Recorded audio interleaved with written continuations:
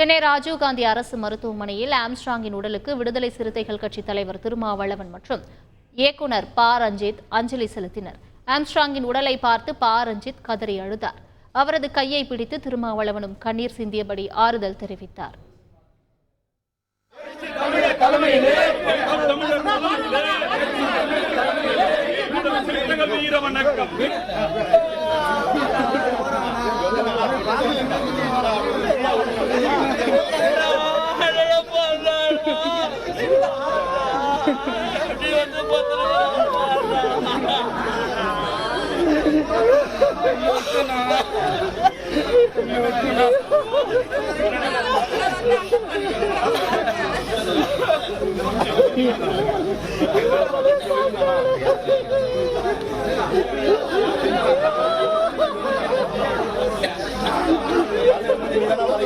ஆம்ஸ்ட்ராங்கின் உடலை கட்சி அலுவலகத்தில் அடக்கம் செய்ய தமிழக அரசு அனுமதிக்க வேண்டும் என விடுதலை சிறுத்தைகள் கட்சி தலைவர் திருமாவளவன் வலியுறுத்தியுள்ளார்.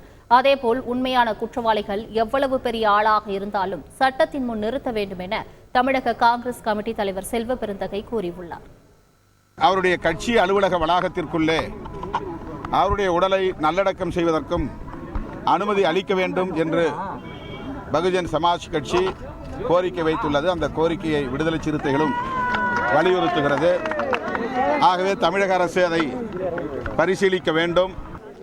இப்போது சரணடைந்திருப்பவர்கள் உண்மையான குற்றவாளிகள் இல்லை. அந்த கொலையில் சம்பந்தப்பட்டவர்கள், அவர்களை தூண்டிவிட்டவர்கள் அனைவரும் கைது செய்யப்பட வேண்டும். ஆகவே சரணடைந்தவர்களை கைது செய்துவிட்டோம் என்ற அளவில் புலன் விசாரணையை நிறுத்திக் கொள்ளக்கூடாது.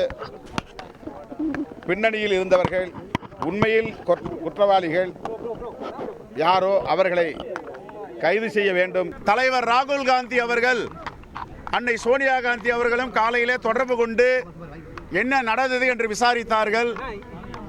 இந்த படுகொலையை பற்றி அக்கறையோடு கேட்டிருக்கிறார்கள். நம்முடைய அன்பு சகோதரி அன்னை மாயாவதியிடமும் பேசியிருக்கிறார்கள். தலைவர் ராகுல் காந்தி அவர்கள் என்னுடைய அன்பு சகோதரர் ஆம்ஸ்ட்ராங்குடைய துணைவியாரிடம் பேச வேண்டும் என்று விருப்பப்பட்டிருக்கிறார். என்னுடைய ஆழ்ந்த இரங்கலை தெரிவிங்கள் என்று சொல்லியிருக்கிறார். காலையிலிருந்து தொடர்பு கொண்டு யாரும் அங்கே தொடர்பு கொள்ள முடியாத நிலையில் எப்படியாவது பேச வேண்டும் என்று விரும்புகிறார். அவரை பேச வைக்க இருக்கிறோம். உண்மையான குற்றவாளிகளை நாட்டிற்கு தெரியப்படுத்த வேண்டும். அவர் எவ்வளவு பெரிய ஆளாக இருந்தாலும் சரி, எவ்வளவு பெரிய அரசியல் பின்புலமாக இருந்தாலும் சரி, அவர்களை சட்டத்தின் முன் நிறுத்த வேண்டும் என்பதுதான் காங்கிரஸ் பேரியக்கத்துடைய கோரிக்கை. செய்திகளை உடனுக்குடன் தெரிந்து கொள்ள உடனே சப்ஸ்கிரைப் பண்ணுங்க.